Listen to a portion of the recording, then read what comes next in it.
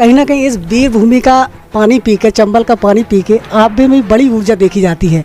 रात को 12 बज रहे हो या कितना भी टाइम हो, तत्काल आप मौके पर पहुंचते हैं और कार्रवाई के लिए आतुर रहते हैं। तो ये ऊर्जा का असर जो है वो भिंड का पानी काम कर रहा है आपके अंदर। कह सकते हैं कि भिंड में रहकर कुछ कुछ भिंड वासियों के गुण मुझ में भी आ गए हैं। क्या चैलेंजेस आपके सामने आते हैं जब आप ऐसी कार्रवाइयों में जाते हो? तो किसी प्रकार का कोई चैलेंज सामने आता है? ऐसी कार्यवाहियाँ किसी व्यक्ति विशेष को टारगेट करके नहीं की जा रही हैं, बल्कि कानून के सम्मान की रक्षा के लिए की जा रही है। ये माफियाओं पर जब आप रात में कार्रवाई करते हैं तो किसी प्रकार का डर नहीं लगता आपको? नमस्कार, आपकी जन अदालत न्यूज़ से मैं हूं राजा भैया पाल, और आज आपकी जन अदालत न्यूज़ के एक्सक्लूसिव इंटरव्यू में एक ऐसी शख्सियत जो किसी परिचय के मोहताज नहीं है, जो हमेशा अपने वर्क से पहचाने जाते हैं और जनता की जन की समस्याओं को निराकरण करते हैं। हमारे साथ जुड़ रहे हैं भिंड कलेक्टर। आज हम भिंड कलेक्टर से जानेंगे सबसे पहला सवाल जो हर IAS अधिकारी का हम पूछते हैं कि उनकी जर्नी कैसी रही।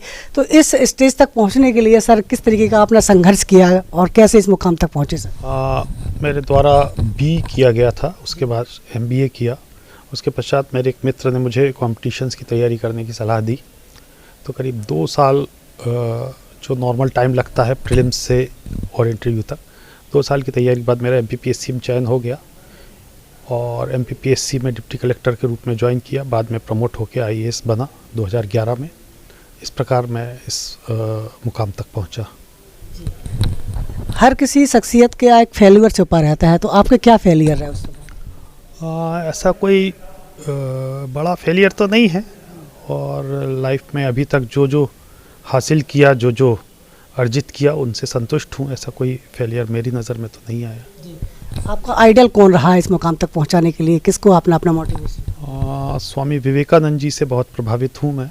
उसके अलावा सुभाष चंद्र बोस, उनसे, उनके व्यक्तित्व से, उनके कृतित्व से भी मैं काफ़ी प्रभावित हूँ।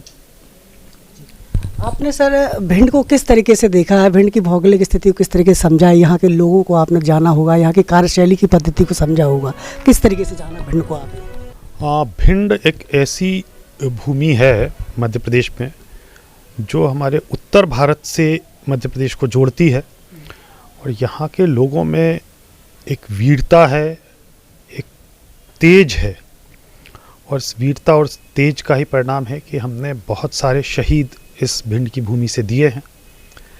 और एक ऊर्जा है भिंड के व्यक्ति के अंदर, और यह ऊर्जा जिस भी कार्य में उन्हें लगाती है, उस कार्य में वो, उस कार्य के अंदर जो लोग काम कर रहे हैं उनमें शीर्ष पर जाने की उनमें काबिलियत है।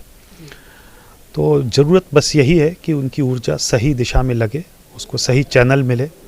तो भिंड का व्यक्ति बहुत ही जुझारू है, वो किसी भी मुकाम को हासिल कर सकता है, किसी भी मंजिल को हासिल कर सकता है। तो इस कहीं ना कहीं इस वीर भूमि का पानी पी के, चंबल का पानी पी के आप में बड़ी ऊर्जा देखी जाती है। रात को 12 बज रहे हो या कितना भी टाइम हो, तत्काल आप मौके पर पहुंचते हैं और कार्रवाई के लिए आतुर रहते हैं। तो ये ऊर्जा का असर जो है वो भिंड का पानी काम कर रहा है आपके अंदर। कह सकते हैं कि भिंड में रहकर कुछ कुछ भिंड वासियों के गुण मुझ में भी आ गए हैं, कि ऊर्जा जो यहाँ के लोगों में पाई जाती है, उस ऊर्जा का कुछ असर मुझ में भी आ गया है। क्या चैलेंजेस आपके सामने आते हैं जब आप ऐसी कार्रवाइयों में जाते हो? तो किसी प्रकार का कोई चैलेंज सामने आता है?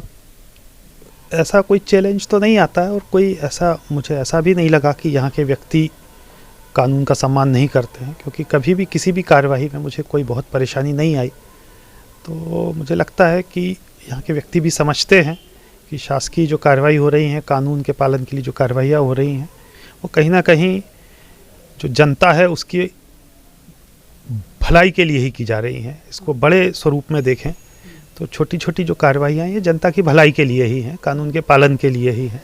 और कानून का जहाँ पालन होगा, वहाँ जहाँ शांति रहेगी, कानून का पालन होगा, वहाँ आर्थिक गतिविधियाँ बढ़ती हैं, व्यापार बढ़ता है और समृद्धि आती है। तो मुझे लगता है यहाँ के लोग ये समझ रहे हैं कि ऐसी कार्यवाहियाँ किसी व्यक्ति विशेष को टारगेट करके नहीं की जा रही हैं, बल्कि कानून के सम्मान की रक्षा के लिए की जा रही हैं। तो सभी से सहयोग मिलता है।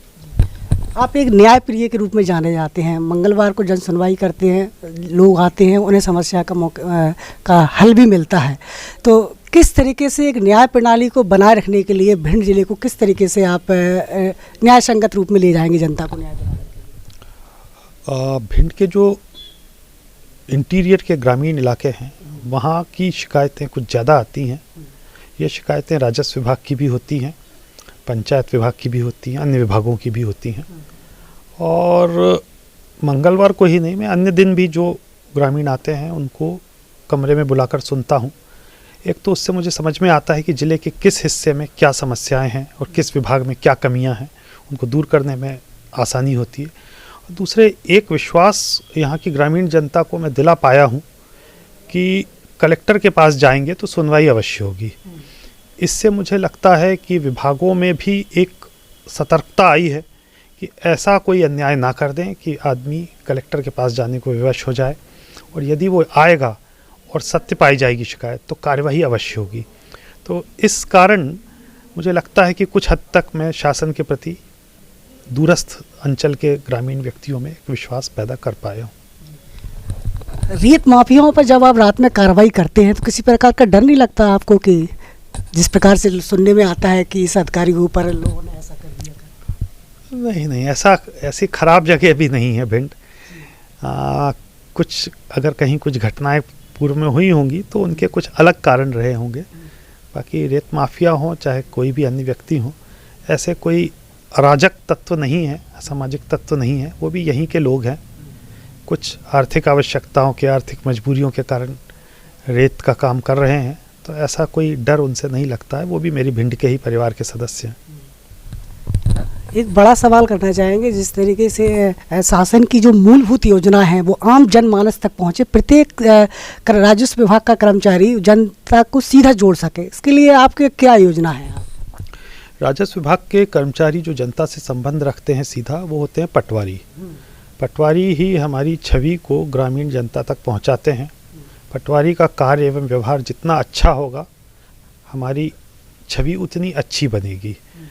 तो इसके लिए बहुत ज़रूरी है कि पटवारी गांव में जाए। और पटवारियों की अक्सर शिकायत रहती है कि ये तो मिलते नहीं हैं, गांव आते नहीं हैं, इनसे काम कराना हो तो भिंड जाना पड़ता है या अन्य कहीं तहसील मुख्यालय पर जाना पड़ता है। तो इससे पार पाने के लिए, इस समस्या से निपटने के लिए शासन का एक सार्थक ऐप है। उस सार्थक ऐप में यदि आप उस स्थान पर नहीं हैं जो कि आपका मुख्यालय है, तो आप अटेंडेंस नहीं लगा सकते हैं। इसको अनिवार्य किया गया है और उसके परिणाम अच्छे मिले हैं। पटवारियों ने गांव जाना प्रारंभ किया है। कम से कम 2 दिन हफ्ते में, सोमवार और गुरुवार, हमारा पटवारी गांव अवश्य जा रहा है। और गांव जा रहा है तो कुछ हद तक गांव वालों की जो समस्याएं अभी तक बिना सुनी रह जाती थी, या उन्हें उन समस्याओं को बताने के लिए कलेक्टर या तहसीलदार या एसडीएम के पास चक्कर लगाने पड़ते थे, वो अब उन्हें गांव में ही पटवारी मिलने से कुछ हद तक समस्याओं में कमी आई है। अक्सर देखा जाता है कई बार फेक न्यूज़ भी ज़्यादा चल जाती है, तो आप उसका खंडन भी आपके यहाँ से हो जाता है।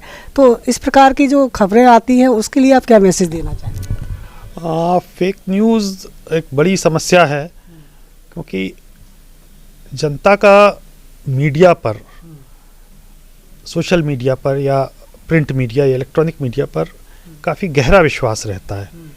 तो अगर कोई फेक न्यूज़ चला रहा है तो ये शासन को जो अहित करती है वो तो करती ही है, एक जनता के विश्वास को भी ठेस पहुंचाती है।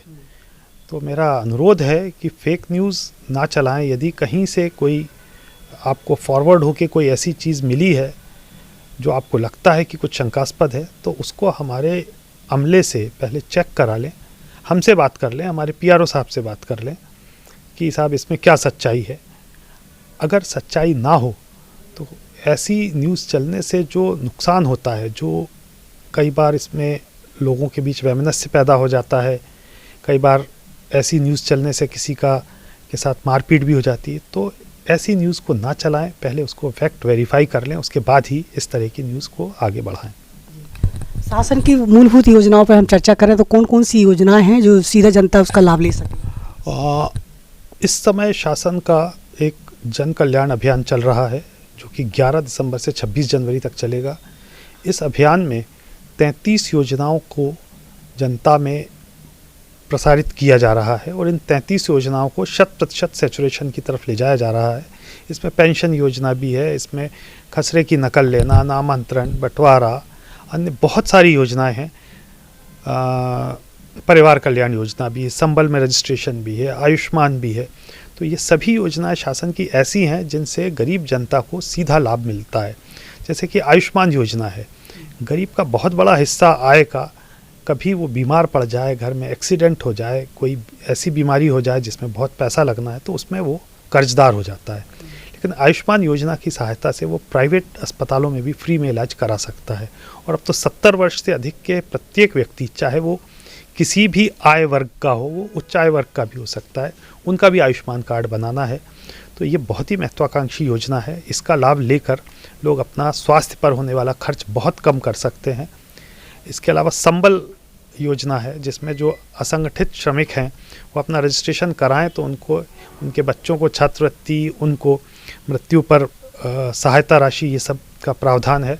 इससे भी हमारे गरीब जनता को बहुत लाभ हो सकता है।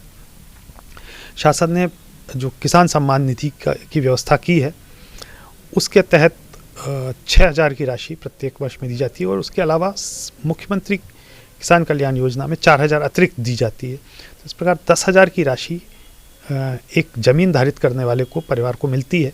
तो इसके अंदर भी जो लोग छूट गए हैं उनको भी अभी इस अभियान में जोड़ा जा रहा है कि कम से कम इतनी राशि उनके खाते में आवश्यक रूप से पहुंच सके।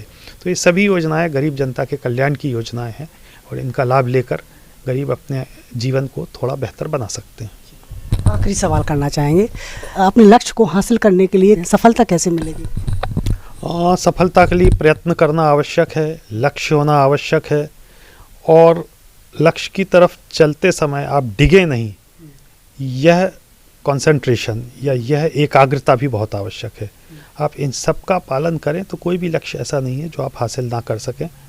और आपको मोटिवेट करने के लिए आपके अंदर एक भावना होनी चाहिए कि मैं कुछ अंतर पैदा कर सकूं, मैं किसी एक व्यक्ति के जीवन में खुशहाली ला सकूं, या मैं कोई ऐसा काम कर सकूं जिससे कि मेरा परिवार, मेरा जिला, मेरा प्रदेश, मेरा देश मुझ पर गर्व कर सके।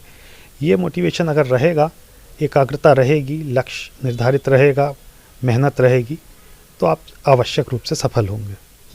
तो इस समय आपकी जन अदालत न्यूज़ के इंटरव्यू में, खास इंटरव्यू में आज हमारे साथ भिंड कलेक्टर संजीव श्रीवास्तव जुड़े हुए थे। वो तमाम मुद्दों पर हमने चर्चा भी की और एक नया मोटिवेशन आपको मिला होगा। जो फिर किसी बड़ी शख्सियत के साथ आपकी जन अदालत न्यूज़ पर फिर हाजिर होंगे। तब तक के लिए जुड़े रहिए हमारे साथ। यह इंटरव्यू आपको कैसा लगा, नीचे हमें अपनी राय ज़रूर दीजिए ताकि हम आपकी भावनाओं को कलेक्टर साहब तक पहुँचा सकें। जुड़े रहिए हमारे साथ। नमस्कार, बहुत बहुत धन्यवाद हमारे साथ बात करने के लिए।